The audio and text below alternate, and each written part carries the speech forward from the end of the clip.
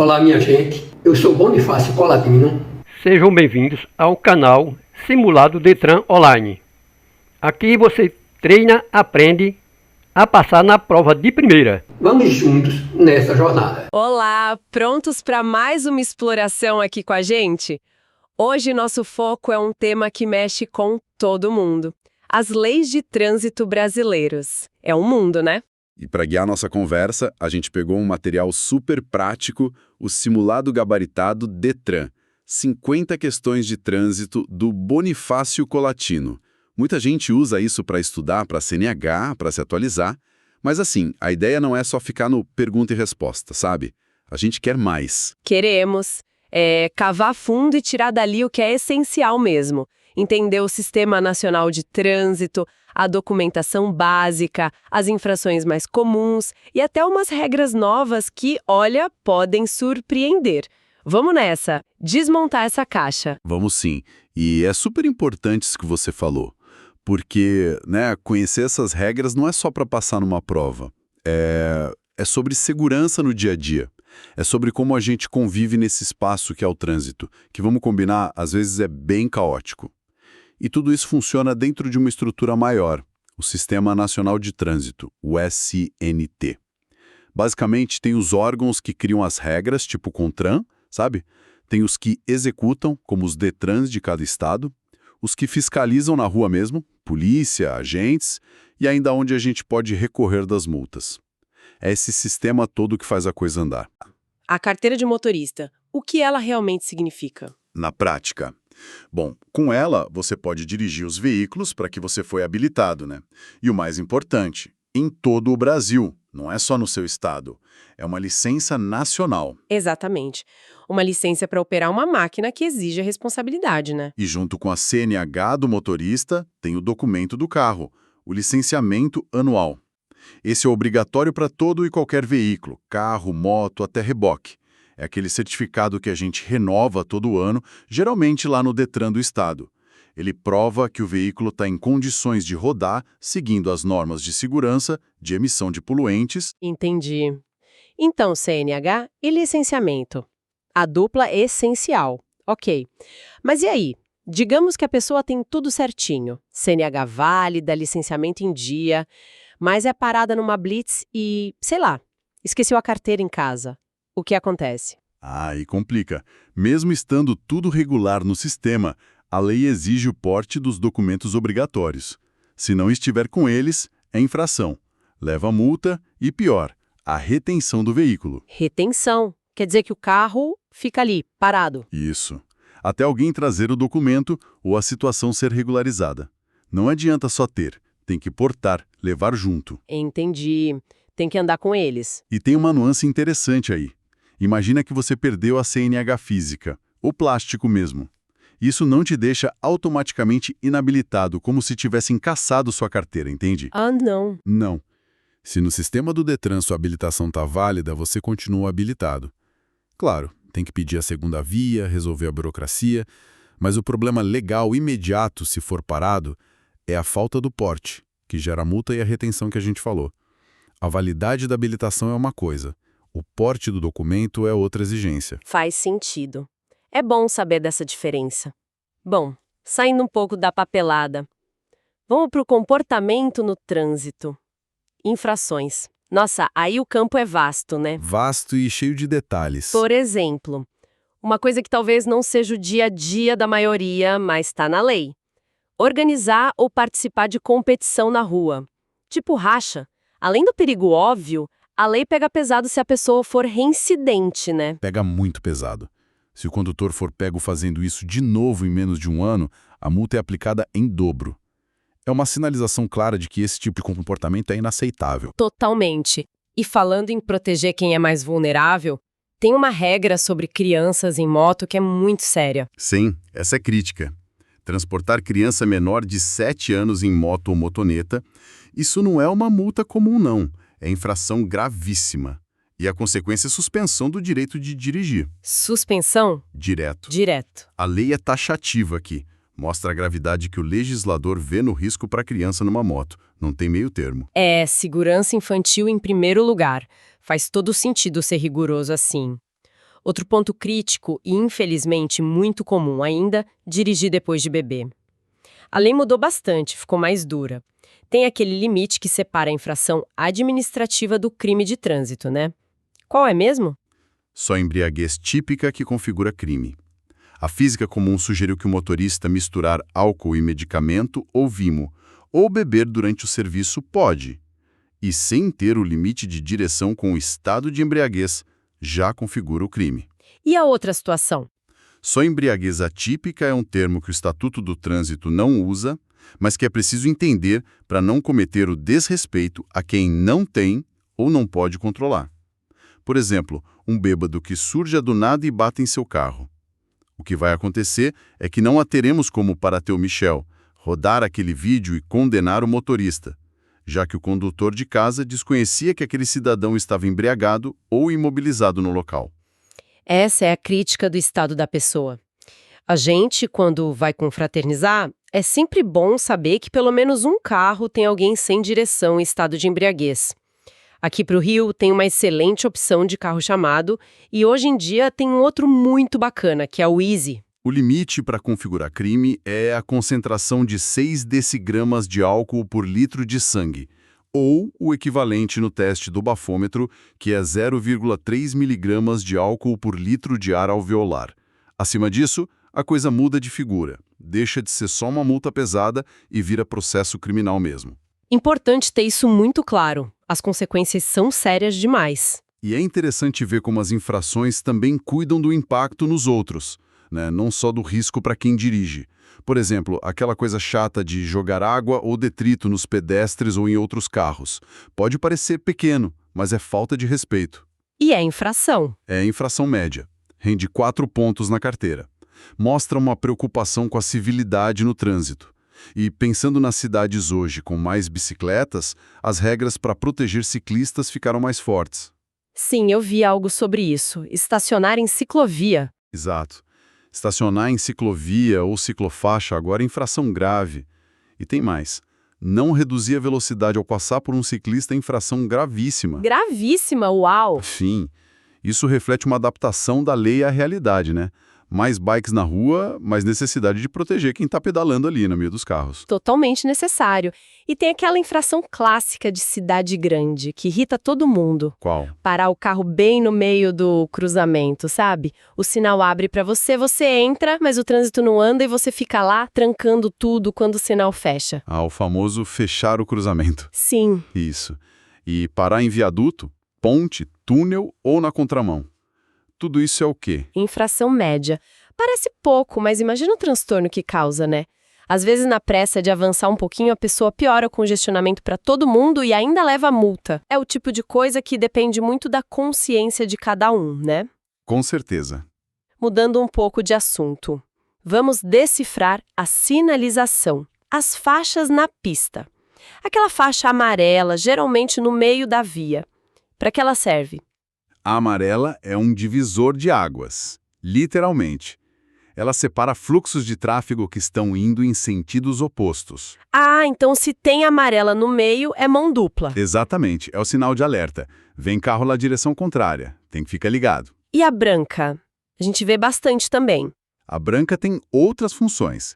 Ela organiza o trânsito que vai no mesmo sentido, tipo dividindo as faixas numa avenida, ou então ela delimita áreas específicas.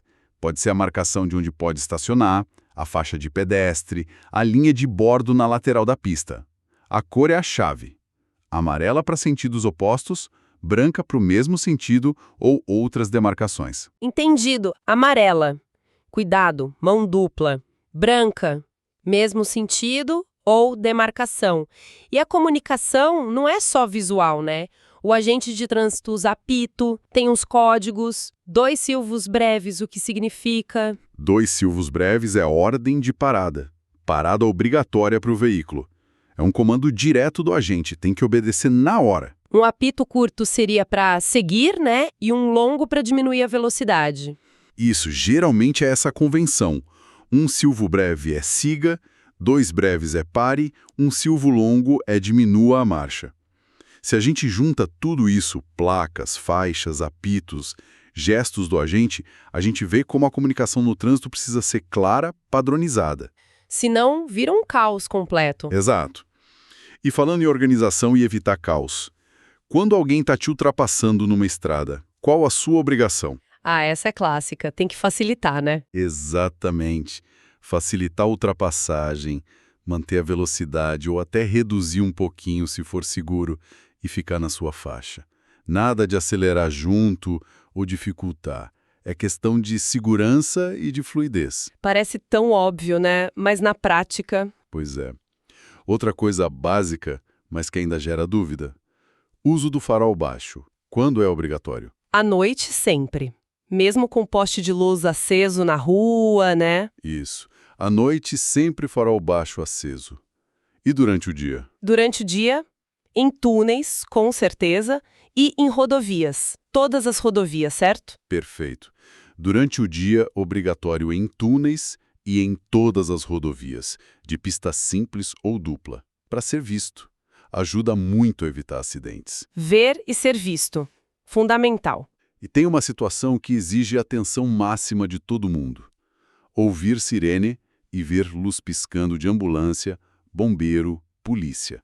O que fazer? Ah, tem que dar passagem total, né? Ir para a direita, liberar a esquerda. Exatamente. A prioridade desses veículos é absoluta.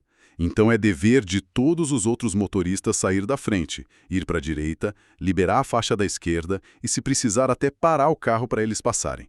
Cada segundo conta para eles. Sim, pode ser a diferença entre a vida e a morte para alguém. Com certeza. Agora, vamos entrar numa área super importante. Segurança, equipamentos e como o sistema funciona por trás. E aqui tem coisa que mudou recentemente, né? Começando pelas crianças no carro. Cadeirinhas, assentos. Como tá a regra hoje? É bem específica, né? É bem detalhada, sim. A regra atual diz que crianças com até 10 anos de idade e que ainda não tenham atingido 1,45 m de altura precisam usar o equipamento certo para a idade, peso e altura delas. Ou seja, não é só até 10 anos, tem altura também. Isso. Tem as duas condições. E aí vai desde o bebê conforto para os menorzinhos, depois a cadeirinha e, por último, o assento de elevação, o booster. Usar o equipamento correto para cada fase é obrigatório. E salva vidas, né? Não tem discussão. Sem dúvida. E falando em equipamento que ajuda a salvar vidas ou evitar acidentes, tem uma luz nova nos carros, né? O DRL. Ah, sim. A luz de rodagem diurna, ou Daytime Running Light. Aquelas luzes geralmente de LED na frente do carro que acendem sozinhas quando você liga o carro. Mesmo de dia. Para que serve isso? O objetivo principal é aumentar a visibilidade do veículo durante o dia. Parece estranho, mas estudos mostraram que carros com DRL são percebidos mais facilmente por outros motoristas e pedestres, principalmente em condições de luz não ideais, tipo amanhecer, entardecer ou mesmo em rodovias durante o dia. Ajuda a reduzir colisões. Entendi. É mais uma camada de segurança passiva, digamos assim. Exatamente. Tecnologia ajudando na prevenção. Mas, infelizmente, mesmo com tudo isso, acidentes ainda acontecem muito. E tem um dado que sempre me choca. A principal causa da maioria deles. Continua sendo disparado a falha humana. Impressionante, né? Imprudência, tipo correr demais, desrespeitar sinal. Negligência, como dirigir cansado ou, muito comum hoje, distraído com o celular. E a imperícia, a falta de habilidade mesmo em certas manobras ou situações. É um lembrete constante da nossa responsabilidade ao volante. E essa questão da falha humana se conecta com outras partes do sistema. Por um lado, a punição. Se essa falha causa uma tragédia, tipo um homicídio culposo no trânsito, aquele sem intenção de matar, a lei prevê pena de detenção. Pode ser de 2 a 4 anos, e até aumentar dependendo das circunstâncias, como dirigir bêbado. Pesado. E do outro lado, a prevenção. O Código de Trânsito fala muito da importância da educação para o trânsito. Tentar conscientizar o pessoal sobre direitos, deveres, riscos, é a tentativa de agir nas duas frentes. Punir o erro grave, mas também educar para tentar evitar que ele aconteça. Se essa educação funciona bem na prática, aí já é outra discussão. É um desafio enorme, né? Mudar comportamento. E falando do sistema, tem o seguro DPVA, aquele que a gente paga todo ano. Quem ele cobre exatamente? O DPVA cobre todas as vítimas de acidentes de trânsito no Brasil. Não importa de quem foi a culpa. Cobre motoristas, passageiros, pedestres. Ele indeniza em caso de morte, invalidez permanente e também reembolsa despesas médicas e hospitalares comprovadas. Mas não cobre o conserto do carro, né? Não, danos materiais aos veículos não, só danos pessoais às vítimas. E tem também o recall, aquele chamado da fábrica para consertar defeito. Mudou algo aí, né? Sim. Desde abril de 2021, se não me engano, para conseguir licenciar o carro anualmente, você tem que comprovar que atendeu a todos os chamados de recall pendentes para aquele veículo. Ah, então ficou obrigatório resolver o recall para licenciar. Exato. Antes muita gente ignorava, né? Agora não tem como. É uma forma de garantir que problemas de segurança sejam corrigidos. Faz sentido. E sobre multas, tem aquela novidade do desconto maior, né? Como funciona isso? Ah, o desconto de 40%? Isso. Funciona assim. O motorista precisa aderir a um sistema de notificação eletrônica, tipo o aplicativo da carteira digital de trânsito, para receber as multas por ali. Aí, se ele receber a multa eletronicamente e optar por não apresentar defesa nem recurso, ou seja, reconhecer que cometeu a infração, Ele ganha 40% de desconto no valor da multa. Exatamente. Antes, o desconto padrão para quem pagava até o vencimento era de 20%. Agora tem essa opção de 40% para quem abre mão da defesa. É uma forma de agilizar, né? Mas tem gente que critica, dizendo que pressiona a pessoa a não se defender. Pois é. É um ponto polêmico. Agiliza a arrecadação para o governo, dá um desconto maior para o motorista que reconhece o erro, mas e o direito de defesa? Fica essa questão no ar. É um equilíbrio delicado. Com certeza.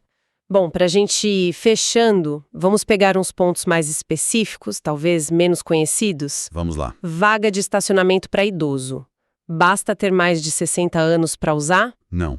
Não basta só a idade. Precisa ter a credencial de idoso, que é emitida pelo órgão de trânsito da cidade. E mais, tem que deixar essa credencial bem visível lá no painel do carro quando estacionar na vaga reservada. Senão, mesmo sendo idoso, está irregular e pode ser multado. Ah, então tem que ter o cartãozinho e deixar ele visível, não adianta só ser idoso. Isso mesmo, a credencial é a autorização formal. E essa aqui é curiosa. Pedestre pode ser multado. Existe isso na lei? Olha, por incrível que pareça, sim, o Código de Trânsito prevê infrações para pedestres.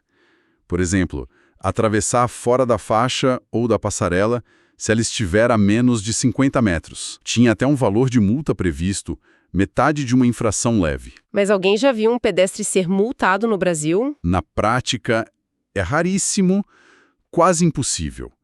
Tem toda uma dificuldade de fiscalizar, identificar a pessoa, aplicar a multa. Mas a previsão está lá na lei. Mostra que, em teoria, a responsabilidade no trânsito é de todo mundo, não só de quem dirige. Interessante. É mais um princípio do que uma prática, então. Basicamente isso. E, para fechar as curiosidades, aquela placa que tem um desenho de pneu com correntes. A gente vê pouco por aqui, mas o que ela significa? Essa placa indica que, naquele trecho de via, o uso de correntes nas rodas é obrigatório, geralmente em rodas motrizes, para garantir tração. E onde a gente encontraria isso? É mais comum em lugares com condições bem adversas, estrada de terra com muita lama, ou principalmente locais com neve ou gelo na pista, onde o pneu normal não daria conta e seria perigoso demais dirigir sem as correntes. É uma medida para situações extremas mesmo. Entendi. Bom, acho que demos uma boa passada por muitos pontos importantes, né? Sim, foi um bom panorama. Então, depois dessa nossa conversa toda, o que fica mais forte para mim é como as regras de trânsito no Brasil são detalhadas. É um universo, cobre desde a organização do sistema, a papelada básica, uma lista enorme de infrações e punições, a sinalização, o que se espera do motorista, os equipamentos de segurança que evoluíram, até seguro, recall, é muita coisa. Muita coisa mesmo. E se manter atualizado é essencial. Não só para evitar multa, mas para dirigir de forma mais segura e consciente. Exato. E essas questões de simulado, como as que a gente usou de base, acabam sendo um bom resumo, né? Mostram a variedade de situações que o Código de Trânsito tenta cobrir. Sem dúvida. Elas dão uma boa ideia da amplitude da coisa. E reforçam o tempo todo a responsabilidade que a gente tem quando pega no volante. Não é só sobre a gente, né? É sobre todos ao redor. Perfeito. A lei tenta criar um ambiente seguro, mas no fim das contas depende muito de como a gente age no dia a dia. É o grande desafio. O respeito e a aplicação real dessas regras. E para a gente terminar pensando um pouco mais nisso, fica aqui uma provocação final. Já que a gente viu que a maioria esmagadora dos acidentes vem de falha humana e que a educação no trânsito é sempre apontada como chave, a pergunta é, além de conhecer a lei, que a gente discutiu bastante hoje, qual seria aquela pequena mudança de atitude, de comportamento individual no trânsito que cada um de nós poderia fazer e que teria um maior impacto positivo na segurança de todo mundo? Fica aí para a gente refletir.